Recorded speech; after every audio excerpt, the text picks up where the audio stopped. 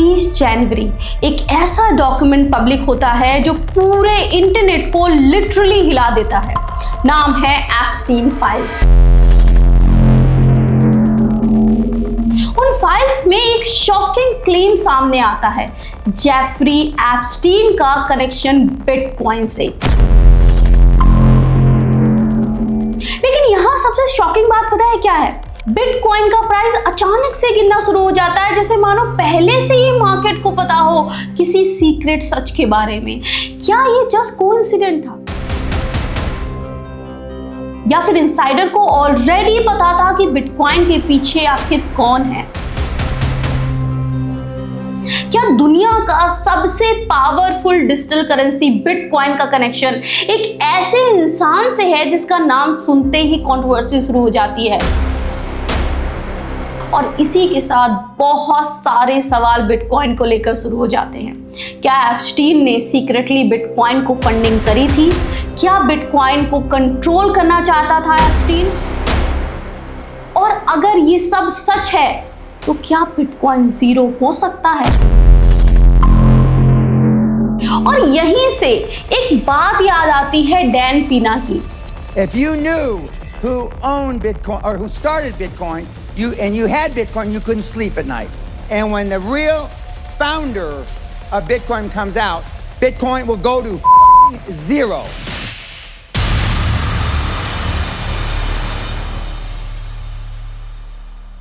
Cryptocurrency investments are risky. This video is for educational purposes only, not financial advice. Do your own research before investing. Hello, मेरा नाम है सपना सिंह। मैं पिछले 10 सालों से क्रिप्टो को स्टडी कर रही हूँ एंड कंटेंट बना रही हूँ। एंड आज इस वीडियो के अंदर हम फैक्ट्स, एविडेंस और टाइमलाइन के थ्रू जानेंगे कि एप्स्टीन और बिटकॉइन का रियल कनेक्शन आखिर था क्या। और बिलीव करो, जो आप सुनने वाले हो वो आपकी सोच बिटकॉइन को लेकर हमेशा के लिए बदल देगा। तो इस कहानी को समझने के लिए हमें उसके बैकग्राउंड से यहाँ पर शुरू करना पड़ेगा। देखो, ये सिर्फ एक इंसान की कहानी नहीं है, ये पावर, इन्फ्लुएंस और कंट्रोल की कहानी है। जेफरी एप्स्टीन सिर्फ एक बिलियनियर नहीं था, वो एक नेटवर्क था। एक ऐसा नेटवर्क जहां दुनिया के सबसे पावरफुल लोग एक दूसरे से कनेक्टेड थे। CEOs, politicians, celebrities, even billionaires भी। हालांकि इसका कोई प्रूफ नहीं है, मगर कुछ थ्योरीज यहाँ पर ये भी क्लेम करती हैं कि इसके पीछे national intelligence agency of Israel Mossad का भी यहाँ पर हाथ था। कहते हैं कि ये सिस्टम इस तरीके से यहाँ पर डिजाइन किया गया था जिससे जो पावरफुल लोग हैं उनके ऊपर यहाँ पर कंट्रोल रखा जा सके, उन्हें इन्फ्लुएंस किया जा सके और जरूरत पड़ने पर उन्हें मैनिपुलेट भी किया जा सके। एलिगेशन के अकॉर्डिंग अगर हम देखें तो एप्स्टीन के पास सिर्फ पैसे या कनेक्शन ही नहीं थे, बल्कि वो पावरफुल लोगों को ऐसी चीजें प्रोवाइड करता था जिसके बाद में उन्हें कॉम्प्रोमाइज किया जा सके। लेकिन इन सबका बिटकॉइन से क्या लेना देना है? देखो, स्टोरी यहीं से और ज्यादा मिस्टीरियस हो जाती है। सडनली बिटकॉइन के अराउंड एक अजीब सी कंफ्यूजन क्रिएट होने लगती है। ट्विटर थ्रेड्स यहाँ पर आने लगते हैं, मेन स्ट्रीम मीडिया में हेडलाइंस यहाँ पर बनने लगती हैं और यूट्यूब कॉन्स्पिरेसी वीडियोस यहाँ पर आने लगते हैं और एक नरेटिव बिल्ड किया जाता है कि बिटकॉइन कॉम्प्रोमाइज्ड है। एप्स्टीन का उससे डायरेक्ट कनेक्शन था एंड उसने ही बिटकॉइन डेवलपमेंट में यहाँ पर फंडिंग करी थी। एंड रूमर सर्कुलेट होने लगती है कि बिटकॉइन कोई मॉनेटरी फ्रीडम का टूल नहीं है, बल्कि एक ऐसा बना बनाया सिस्टम है जो पावरफुल लोग यहाँ पर यूज कर रहे हैं कंट्रोल करने के लिए। लेकिन अब यहाँ पर इन सारी बातों में सच कितना है ये देखते हैं। तो जब टाइमलाइन के ऊपर यहाँ पर ध्यान से देखा गया तो देखने के लिए मिला कि 2011 के एक ईमेल से ये हमें पता चला कि जो जेफरी एप्स्टीन था ये यहाँ पर ये जानने की कोशिश कर रहा था कि बिटकॉइन का डेवलपमेंट जो है वो किन किन लोगों ने यहाँ पर किया है, कौन कौन लोग उसके अंदर इन्वॉल्व है। एंड ये क्लियर यहाँ पर नहीं हो पाया कि एग्जैक्ट इंटेंशन उसका क्या था इस चीज के पीछे। लेकिन स्पेकुलेशन यहाँ पर ये लगाई गई कि शायद वो बिटकॉइन के मेन प्लेयर्स को यहाँ पर आइडेंटिफाई करके उनके साथ रिलेशनशिप यहाँ पर बिल्ड करना चाह रहा था, ताकि वो यहाँ पर ये समझ पाए कि वो बिटकॉइन को किस तरीके से इलीगल ऑपरेशंस में यहाँ पर यूज कर सकता है। एंड इस पॉइंट से एक बात तो बिल्कुल क्लियर हो जाती है कि जब एप्स्टीन खुद यहाँ बिटकॉइन में इन्वॉल्व लोगों के बारे में पता कर रहा था, दैट मीन्स कि वो खुद यहाँ पर बिटकॉइन का क्रिएटर नहीं था। लेकिन अब असली सवाल अभी भी यहाँ पर बाकी था कि क्या वो बिटकॉइन को कंट्रोल करने में किसी भी हद तक यहाँ पर सक्सेसफुल रहा। तो देखो, बिटकॉइन के एनोनिमस क्रिएटर सतोशी और एप्स्टीन के बीच डायरेक्ट कम्युनिकेशन के क्लेम्स इंटरनेट के ऊपर काफी सारे यहाँ पर सर्कुलेट हुए थे, लेकिन ऐसे किसी कनेक्शन का कोई भी क्रेडिबल एविडेंस यहाँ पर कभी भी नहीं मिला है। हाँ, रिपोर्ट्स यहाँ पर ये जरूर सजेस्ट करती हैं कि एप्स्टीन कुछ डेवलपर्स तक यहाँ पर जरूर पहुंचने में कामयाब हुआ था। और इसी टाइमलाइन के अराउंड पर एक और नाम यहाँ पर सामने आता है, एंड वो है जेड कैश, वही जिसे हम बिटकॉइन किलर के नाम से भी यहाँ पर जानते हैं। और यहाँ से जो स्टोरी है वो एक और अनएक्सपेक्टेड डायरेक्शन में टर्न लेती है। बहुत ध्यान से सुनना इस स्टोरी को। तो देखो, होता क्या है कि 2014 में एक एविडेंस मिलता है कि एप्स्टीन ने कॉइनबेस के सीड फंडिंग राउंड में इन्वेस्टमेंट किया था।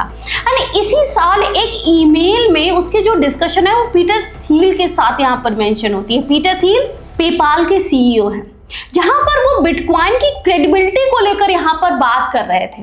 और फिर इसी पीरियड में एक ऐसा इवेंट यहां पर होता है जिससे बिटकॉइन की जो रेपुटेशन है उसको बहुत ज्यादा यहां पर डैमेज पहुंचता है। एंड वो ये इवेंट था कि वर्ल्ड का जो सबसे बड़ा क्रिप्टो एक्सचेंज था उस वक्त का, mt-gox, आपने नाम जरूर सुना होगा, वो यहाँ पर हैक हो जाता है। उस टाइम पर ये जो एक्सचेंज है ये मार्केट की ह्यूज सर्कुलेटिंग सप्लाई को यहाँ पर हैंडल करता था, आई थिंक मोर देन 70%। लेकिन जो मीडिया हेडलाइंस है वो यहाँ पर ये नैरेटिव पुश करती है मार्केट में कि बिटकॉइन के कोड में यहाँ पर फ्लॉ था जिसकी वजह से ये इंसिडेंट हुआ। बट द रियलिटी इज कि एक्सचेंज हैक यहाँ पर हुआ था, बिटकॉइन नेटवर्क हैक नहीं हुआ था। एंड इस हैक के पीछे एप्स्टीन का हाथ था या नहीं था, nobody knows, कोई प्रूफ नहीं है इसका। लेकिन इस इंसिडेंट के अराउंड बिटकॉइन फाउंडेशन यहाँ पर बैंक करप्ट हो जाती है। वो फाउंडेशन जो बिटकॉइन के डेवलपर्स को यहाँ पर पे करती थी, एंड बाद में जो फाउंडेशन है उसको यहाँ पर ये रिक्रिएट करते हैं। जो बैंक करप्ट होती है फाउंडेशन, उसको रिक्रिएट करके MIT को हैंडओवर कर दिया जाता है, जिसके बाद जो एप्स्टीन है वो MIT की डिजिटल करेंसी इनिशिएटिव को यहाँ पर फंड करता है, जिसमें 3 बिटकॉइन को डेवलपर्स यहाँ पर थे। यानी इनडायरेक्टली एप्स्टीन फंडिंग के थ्रू इन्फ्लुएंस गेन करने की कोशिश कर रहा था। अब यहाँ पर एक फैक्ट हमारे लिए समझना जरूरी है कि बिटकॉइन एक ओपन सोर्स नेटवर्क है, राइट? एंड जो डेवलपर्स आज यहाँ पर काम कर रहे हैं उस नेटवर्क के ऊपर, जरूरी नहीं है कि आने वाले सालों में सेम डेवलपर्स ही यहाँ पर काम करते रहे। मान लीजिए 2014 में जो डेवलपर्स काम कर रहे हैं, जरूरी नहीं है कि 2020 में भी वही सेम डेवलपर्स ही यहाँ पर काम करते रहेंगे। वो चेंज होते रहते हैं टाइम के साथ। सिस्टम क्रेडिबिलिटी और कंट्रीब्यूशन के बेस पर यहाँ पर चलता रहता है। किसी एक इंसान या कोई एक ग्रुप उसे कंट्रोल नहीं कर सकता। सो क्लियरली यहाँ पर एक चीज हमें समझ में आती है कि एप्स्टीन 2011 से बिटकॉइन क्रिएटर से मिलने की कोशिश कर रहा था, उनसे कॉन्टैक्ट करने की कोशिश कर रहा था, और फाइनली 2015 में बिटकॉइन क्रिएटर्स से तो नहीं, लेकिन एटलीस्ट वो यहाँ पर उनके कोड डेवलपर्स से कनेक्शन बनाने में जरूर कामयाब हो जाता। और फिर एग्जैक्टली 1 साल बाद एक और नया डेवलपमेंट यहाँ पर होता है जिसका नाम है जेड कैश। और यहाँ से एप्स्टीन का इन्वॉल्वमेंट और भी ज्यादा क्लियर नजर आता है, क्योंकि जेड कैश के जो को फाउंडर है यहाँ पर मैथ्यू, उनकी टीम में जो फाउंडिंग क्रिप्टोग्राफर्स थे उनमें से एक थी यहाँ पर मैडेलिना विर्जा। और ये यहाँ पर 2015 से लेकर 2018 के बीच में एप्स्टीन के साथ डायरेक्टली कनेक्शन में रहती हैं। कई सारे ईमेल्स, मीटिंग्स और पर्सनल कम्युनिकेशन यहाँ पर इनके बीच के डॉक्यूमेंटेड है। और अप्रैल 2018 में विर्जा एप्स्टीन को जेड कैश से related tax document K1 form यहाँ पर सेंड करती है। K1 फॉर्म नॉर्मली तब यहाँ पर इश्यू होता है जब किसी को पार्टनरशिप या इन्वेस्टमेंट से यहाँ पर इनकम मिल रही हो। यानी जेड कैश में एप्स्टीन का जो इन्वॉल्वमेंट है वो बिल्कुल यहाँ पर साफ है। और एप्स्टीन इसके बाद भी लगातार ये कोशिश कर रहा था कि कैसे किसी ना किसी तरीके से बिटकॉइन को कंट्रोल कर सके या उसे हाईजैक कर सके। और यहाँ पर एक और इंटरेस्टिंग बात सामने निकल कर आती है कि 2017 में देखने के लिए मिला है कि एक डेवलपर जो एप्स्टीन यहाँ पर फंडेड था वो एक ग्रुप का यहाँ पर पार्ट था जिसने बिटकॉइन कैश का नाम आप लोगों ने सुना होगा, जो कि बिटकॉइन का ही यहाँ पर हार्ड फोक है। लोगों को कंफ्यूज किया गया कि ये रियल बिटकॉइन है। जो लोग 2017 से मार्केट में हैं उनको याद होगा कि उस टाइम पर बहुत सारे कंफ्यूजन चलता था मार्केट में बिटकॉइन कैश और बिटकॉइन को लेकर के कि कौन सा रियल बिटकॉइन है। एंड इससे हुआ क्या, इससे जो रेपुटेशन है बिटकॉइन की वो डैमेज की गई, कम्युनिटी को यहाँ पर डिवाइड करने की कोशिश की गई, बट डायरेक्टली वो बिटकॉइन को कभी भी इफेक्ट नहीं कर पाया। एंड एप्स्टीन हो या दुनिया में कोई भी इंसान हो, बिटकॉइन को कोई भी मैनिपुलेट नहीं कर सकता। बिटकॉइन जैसे डिसेंट्रलाइज्ड नेटवर्क को डायरेक्टली कंट्रोल या मैनिपुलेट करना अगर मैं देखूं तो पॉसिबल है ही नहीं। सिस्टम का डिजाइन ही ऐसा यहां पर बनाया गया है जहां पर पावर किसी एक इंसान के पास हो ही नहीं सकती है। अगर आपको बिटकॉइन के बेसिक यहां पर क्लियर होंगे तो आप भी इतने ही कॉन्फिडेंस में यहां पर बात कर पाओगे, और इस तरह से किसी भी फंड से आपको कभी भी डर नहीं लगेगा, बल्कि आपको लगेगा ये आपके लिए एक बाइंग अपॉर्चुनिटी है। देखो, अगर बिटकॉइन को सिंपल और सरल भाषा में आपको समझना है तो बस इतना समझो कि 2009 में बिटकॉइन लॉन्च हुआ था और एक ये ओपन सोर्स प्रोजेक्ट है। दैट मीन्स कि इसका जो कोड है वो यहाँ पर पब्लिक है, ट्रांसपेरेंट है, कोई भी जाके यहाँ पर चेक कर सकता है, सब कुछ क्लियर आपको दिखेगा। और अगर किसी को कोई चेंजेस यहाँ पर करने हैं तो उसके लिए क्या होता है, एक बिटकॉइन इम्प्रूवमेंट प्रपोजल होता है जहां पर आप प्रपोज कर सकते हो, जिसको BIP भी यहाँ पर बोलते हैं।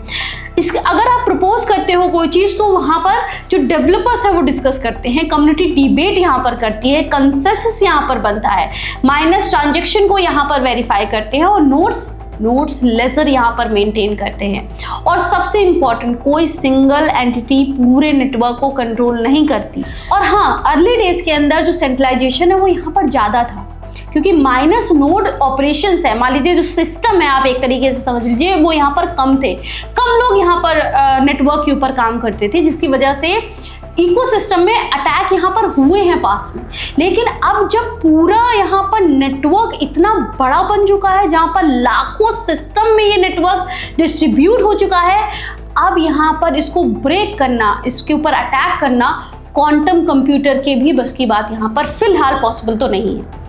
बट फ्यूचर में रिस्क यहाँ पर डेफिनेटली हो सकता है। इसके ऊपर मैंने एक कंप्लीट डिटेल वीडियो यहाँ पर बनाया है, आप आई बटन के ऊपर क्लिक करके जरूर इस वीडियो को देखना, मिस बिल्कुल नहीं करना, क्योंकि इस पे मैंने बताया है आपको कि क्वांटम कंप्यूटर किस तरीके से बिटकॉइन के लिए यहाँ पर खतरा है और क्या फ्यूचर में सॉल्यूशन यहाँ पर हमें देखने के लिए मिल सकता है।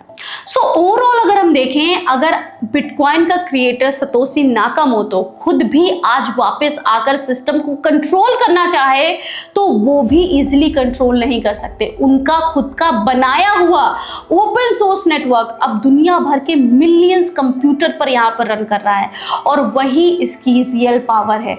यही बिटकॉइन की सबसे बड़ी स्ट्रेंथ है, कंप्लीट डिसेंट्रलाइजेशन। और शायद इसी वजह से चाहे कितनी भी कंट्रोवर्सी क्यों ना हो जाए, कितनी भी कॉन्स्पिरेसी यहाँ पर क्यों ना हो जाए और कितना भी फियर क्रिएट क्यों ना हो जाए मार्केट में, सिस्टम अपने रूल्स पर ही यहाँ पर चलता है।